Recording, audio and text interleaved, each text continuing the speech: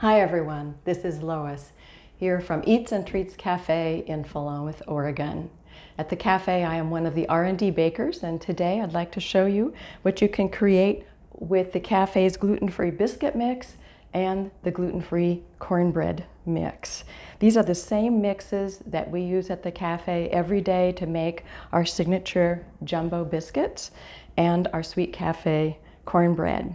By way of introduction, Eats and Treats Café serves up great food, serious barbecue. We do it in a relaxed and friendly environment. We also happen to be a dedicated gluten-free restaurant. We'd love to have you visit us in Philomath, Oregon. Our website is eats-treats.com. And all of the recipes that you see me working on today and many more are on the website, in addition to all the information about our gluten-free mixes, how to purchase them, and the nutritional information as well. We've created several gluten-free mixes, and for those of you that are new to gluten-free baking, there isn't one gluten-free flour or starch that replaces all-purpose wheat flour cup for cup. It takes a blend of flours and starches to create the properties that we're looking for, whether it's flakiness or tenderness or flexibility and coarse taste. And so, as you might imagine, what we're looking for when we create a great pie crust is different from, say, a yellow cake. And so the profile will be different, and that's why there are different mixes. The nice thing about using a mix, of course, is that it takes the guesswork. We use these every day to bake all of the delicious goodies at the cafe. And so the guesswork is out of it. We've purchased that, we've mixed them in the right proportions, the recipes are tried and true, and it's all measured and ready to go. So that's the great thing about that. I would like to get started making cornbread. So we're going to work on the cornbread first. The recipe is on the back of the package, and we put more recipe tips and tricks on our website as well. And so I'm going to set that aside. And the first step, usually anytime you're getting ready to do a recipe, is to get your pan started. And let's do that.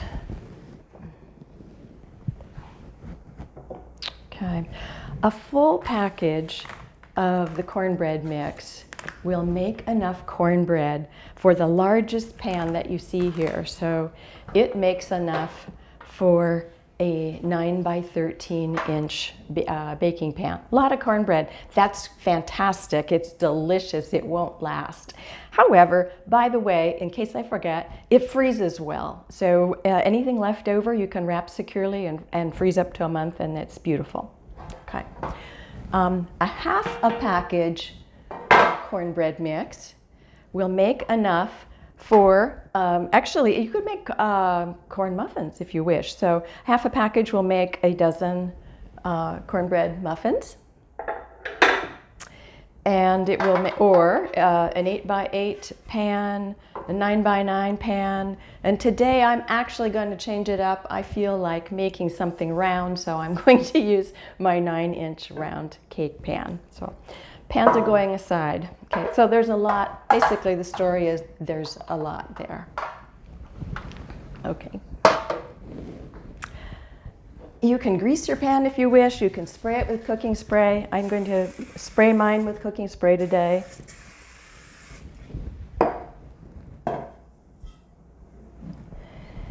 And cornbread does not take a lot of ingredients. That's the cool thing about this. Chances are you have everything in the house already. So we start with 1/2 a cup of butter. You can use non-dairy margarine of your choice if you wish. We're going to be melting it. I need 2/3 of a cup of sugar. I will need 2 eggs and 1 cup of buttermilk. So that's it. And my 1/2 cup excuse me, my half cup, my half package of cornbread mix.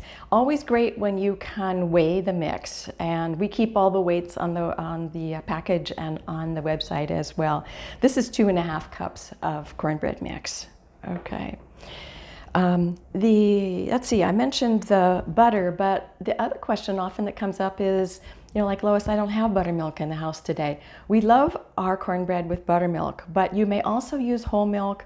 You could use a non-dairy milk of your choice.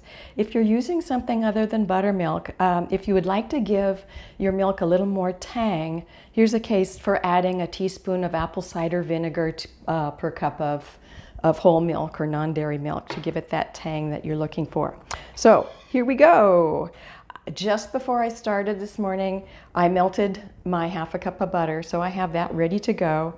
And the trick now is really just to keep adding and blending my ingredients until I have my cornbread batter.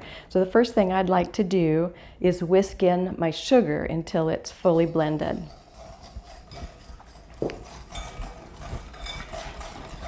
And that's not hard to do. That goes very quickly. And then my eggs. Okay.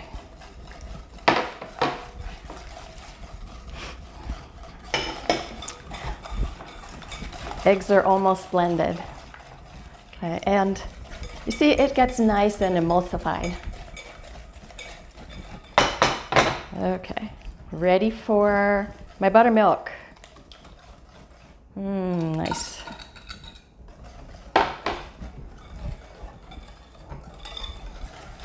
Okay. And I want that all nicely blended. And then my last ingredient is my cornbread mix. All right.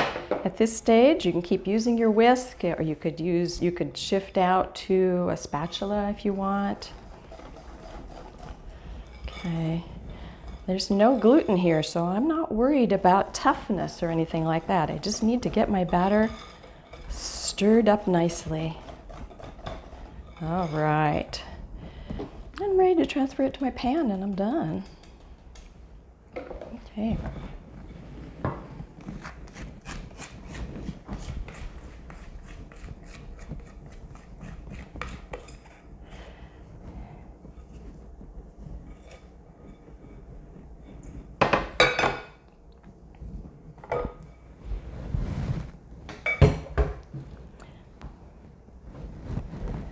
I've preheated my oven to 325 degrees, and I will bake this about 25 to 35 minutes in my oven. If I was baking a larger pan of cornbread, I would bake it longer, and my normal caveat is, you know, baking times are going to vary based on the size of the pan, the nature of your pan, baking times in the oven. But I would give this probably about 25 to 35 minutes. So off this goes to the oven. Thank you.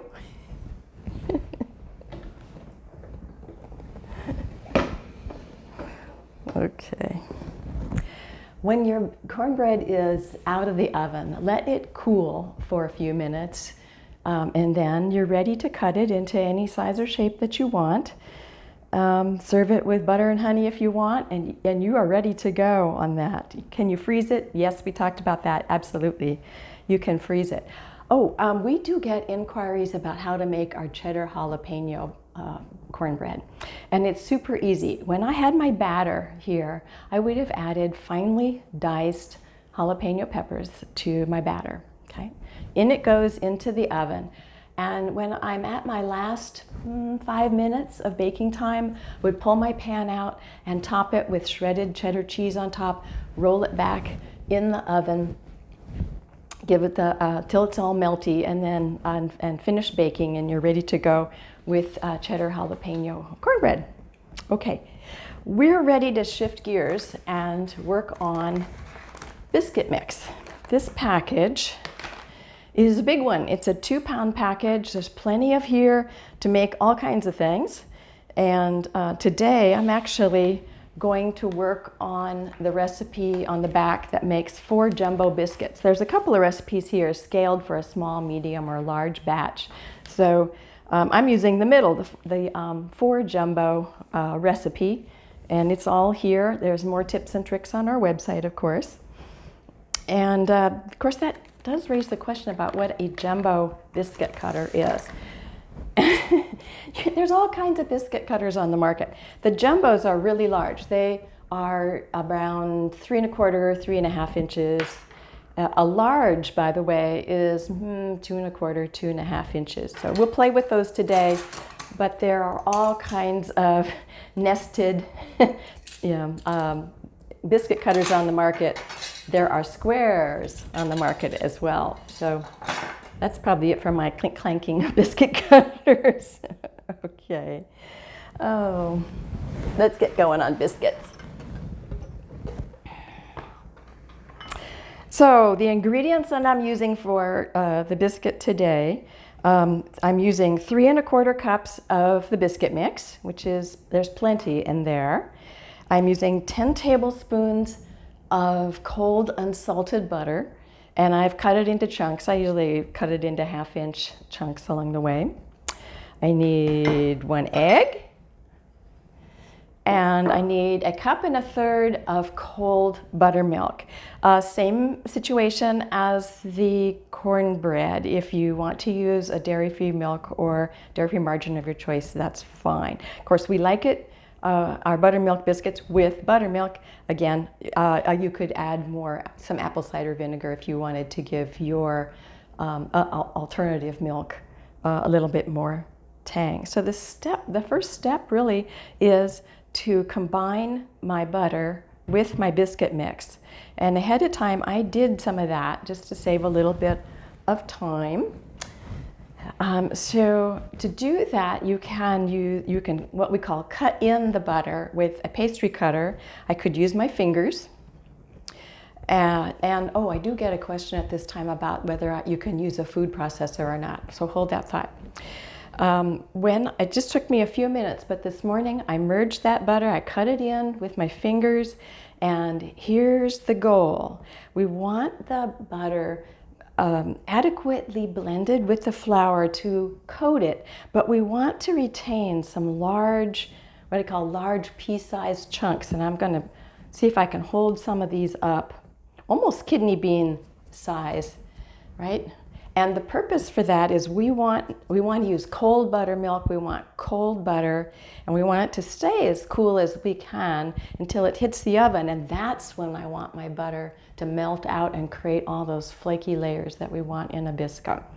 So to try to keep some of those nice large pea-sized chunks in among your biscuit mix. And that's the deal with food processors, is if you know yourself well and you can pulse your food processor so that you retain some chunks, that's great. Just avoid over-processing. Really, at this stage, the only other thing to do is to add my egg to my buttermilk and whisk that and add it to the mix. I love having these little whisks because you could use a fork, spoon, anything that you have at the house. Okay, ready to roll here. Okay. Okay. I'm mixing up the biscuit mix here. Okay.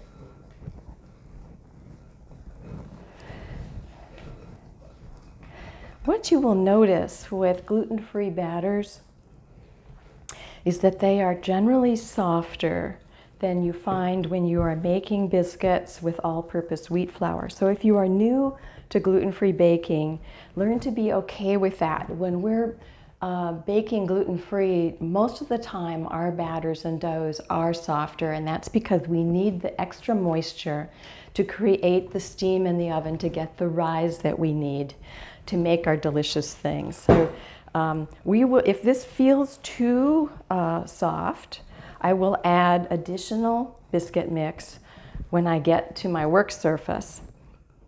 Okay. Today it's looking pretty good. I need to just keep stirring till I get to my biscuit mix all mixed up here. Okay. I want it firm enough to be able to run a biscuit cutter through it. But there we go. Okay. So, pans. There we go.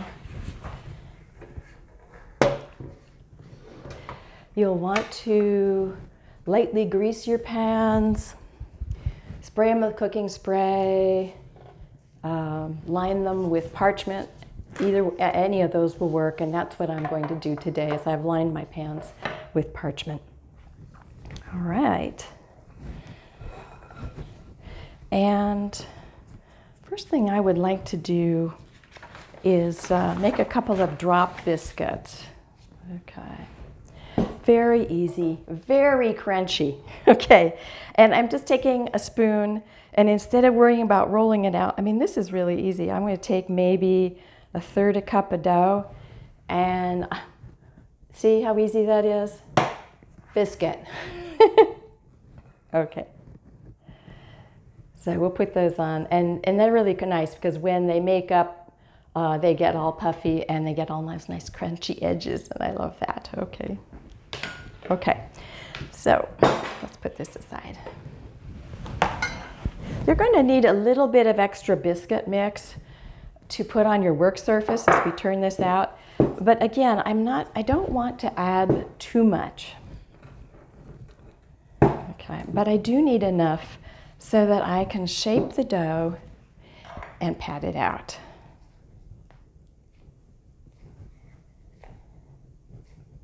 All right, done making a mess.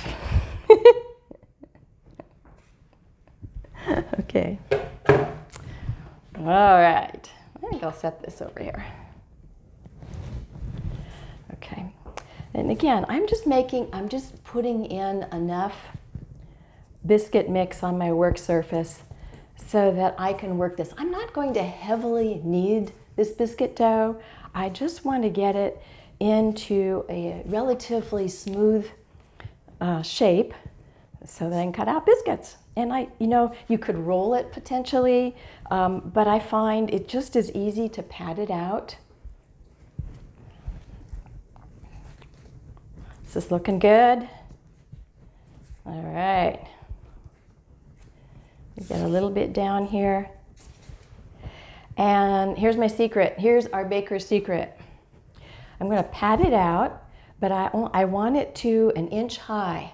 And literally, when we have new bakers at the cafe, we'll give them a ruler and so that they get a sense of how high 1 inch is. Okay. So, and just in case you can see that, see, I am higher than you might anticipate, right? Okay. Okay.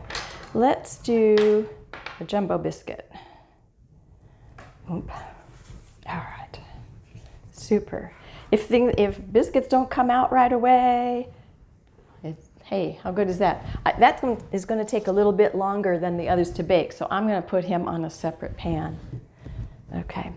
Let's just, for the purpose of today, we'll get a large biscuit here. And I'm going to put him here. Okay. Cool. All right. And then you're going to reach a point when you want to re-roll, and that is okay. Just try to avoid adding too much extra biscuit mix, and then you can re-roll that and shape it and keep going. Keep making more biscuits along the way. When you're ready to bake, You're going to bake them in a 375-degree oven. The large biscuits will take 15 to 17 minutes. The jumbos will take a little bit longer, like 20 to 25 minutes. And then absolutely serve them any way you want. We'll talk about variations in a minute. For today, I'm going to set the rest of this biscuit dough aside because I have so many other things that I would like to show you. All right. Okay. And here's a variation that I did. And what I did earlier today is I made up biscuit dough, but this is my what I'd call onion poppy seed biscuit, and I did it just to show you a variation. It's actually this one right here on the table. I added some dried onion flakes to my biscuit mix and then made up the dough. And the only thing, and then shaped it just like you saw me do. And what I'm going to do now is just add some softened butter on top and the poppy seeds and slice it.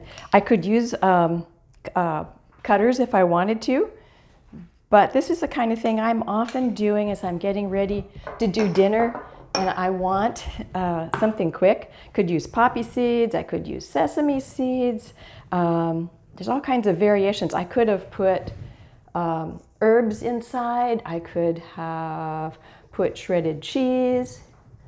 You get the idea. Okay, and being nice and liberal with my poppy seeds here. Okay, I'm just gonna pat those in a little bit to help them stick. And I'm gonna cut that. One of the things that we do at the cafe when we need to slice some through dough is we will spray our knives with cooking spray to help things release, and notice how easy that's sliced. All right. And those are ready to roll.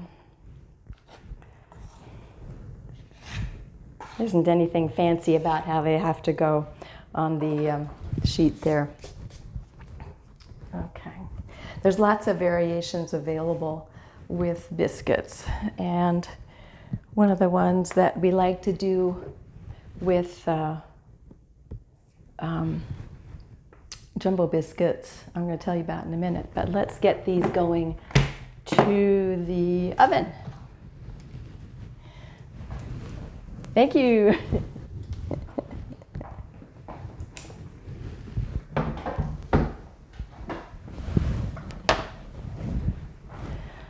So when we're making jumbo biscuits, one of the things that we will do occasionally at the cafe is add some ground sage with the biscuit mix to make up our biscuit dough. We make jumbo biscuits, and then when they're all baked, we will cut them in half and put a fried sausage patty in there, a slice of cheese, put the top back on, run that whole package into the oven to warm it all up together to make the sausage cheese biscuits, which are totally delicious. So those are just really, really tasty and good to do. And of course, don't forget things like biscuits and gravy. I mean, how could we forget? And we do have customers that like to do chicken stew with dumplings, and they use biscuit mix for that. On the sweeter side of things, I think about things like donut puffs.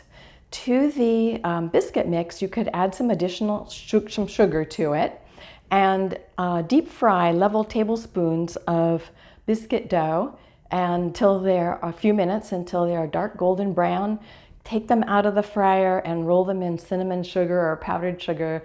Makes kind of like a donut hole. It's really delicious, so we love to do that. And the other thing that comes up frequently is how to make scones. And that's what I'd like to show you now. The recipe on our website is for a cranberry orange scone. Of course, you can use that recipe to adapt it to the scone recipe that you like. But for the cranberry orange scone, when I was making this, to the wet ingredients, I added some almond extract, and to the dry ingredients, I added dried cranberries, I added some sugar, and I also added some freshly grated orange zest. And then I patted it out just like you see here. The only thing left to do now is, I think, to put some decorative sugar on top. And I'm kind of curious this morning to see if You can use all kinds of sugars. Sometimes they're called sugar in the raw, turbinado sugar, demerara sugar, could be vanilla sugar, and I'm curious to see if I can get that. So, and if you feel like your sugar is not sticking, you could always have put a little bit of a wash with milk or cream or egg white or anything like that to get your sugar to stick a little more. We just really want a little shiny, crackly surface on them. Yeah, okay. Okay. So, same idea. I need a baking pan. Same idea. I'm going to cut this. This time, I'd like a nice wedge shape, so I'm going to cut this into 6. Okay.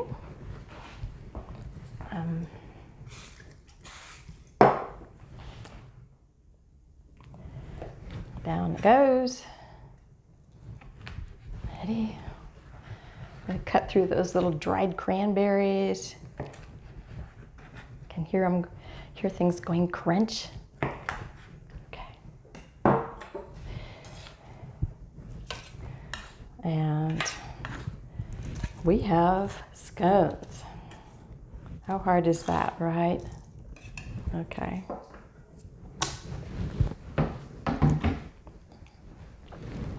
And my scones are ready to go off to the oven. I'm going to stay with my theme of sweet things for a minute, but before I do, this was the scone all baked up, and I just put a little bit of decorative frosting on it today, but theirs are totally delicious and really fun. No biscuit recipe video would be complete without talking about the shortcakes. And I did kind of a shortcake for 2 here. So here's a case for adding some powdered sugar in with the biscuit mix to make my biscuit a little bit sweeter. And then when I finished making my biscuit, it was all cool. I cut it in half and I have filled it with berries and whipped cream, put a little powdered sugar on top. So delicious, so yummy. Okay. Berry cobbler. This is another case for using, there we go, biscuit mix. And you can use your cobbler filling for this. And what I did this morning is use a drop biscuit method, similar to how you saw me make drop biscuit earlier. I just did small plops of biscuit mix here. I did add some sugar so that my biscuits would be a little bit sweeter. And when I put my drop biscuits on top, I could also have done cutout biscuits. It would really be your choice. You could use a small cutter and space your biscuits out on top to make cutout biscuits. I put some decorative sugar on top and then I baked it. And that brought me to the cobbler. There are other things that you can do that you might not have thought about, and one of them with the biscuit mix is muffins. The recipe that I particularly like is called a yogurt coconut muffin, and it is so easy, and they are so moist and flavorful, and they keep exceptionally well, and they freeze well. And just to briefly explain this one, I use 1 cup of a flavored yogurt. It could be a dairy or a non-dairy yogurt. Get a flavor that's kind of punchy, like pineapple or pina colada or peach mango, something like that. And I'm using that. I'm adding a little oil. I'm adding 2 eggs to the wet ingredients. I'm using the biscuit mix along with some additional sugar and some shredded coconut. I could have, that makes my batter to make my muffins. I could have poked in some blueberries as I was finishing off if I'd like to have a blueberry muffin. And that works really well for the biscuits. There's a couple of other recipes that we have on our website that I like to make. One is a raspberry jam coffee cake. It has a bit of a braid look to it with raspberry jam down the center, and that is very delicious. And also a good old-fashioned streusel coffee cake with a cinnamon crumble on top. And so those recipes are available on our website as well. And when you are ready to expand your baking repertoire, you can see that we have lots of other mixes and of course our all-purpose flour as well. So those are all available for you. I'm gonna bake my goodies now. That's all for now. I hope you enjoyed this. Thanks for watching.